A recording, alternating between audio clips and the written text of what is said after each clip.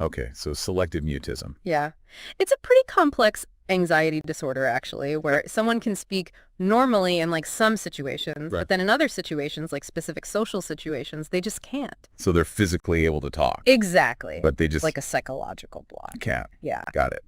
And for Bruce, this really became a defining characteristic in junior high. Yeah, episode 2 talks about his selective mutism becoming complete by that point. Right. So like across the board at school, he just couldn't speak. And he describes it in such powerful terms. Mm. Like he talks about it feeling suffocating, like Yeah. trying to talk felt like exposure. Like he was under a spotlight. Right. A spotlight of shame. Just that feeling. It's really powerful imagery. Yeah, like you can just feel that weight of it.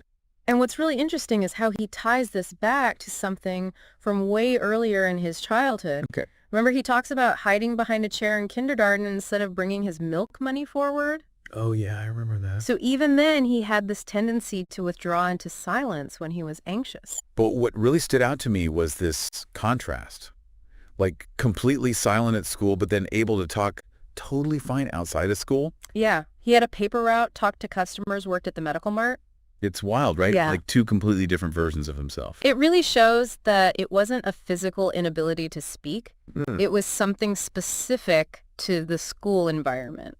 It makes you wonder what it was about school that triggered that response. He asks that himself, right? Who knows what I feared? And then he talks about shame. Yeah. So it seems like school became this place where all these negative feelings. Like inadequacy, Yeah. fear of judgment. All of that just came to a head. And outside of school, like on his paper route, he didn't have those same triggers. So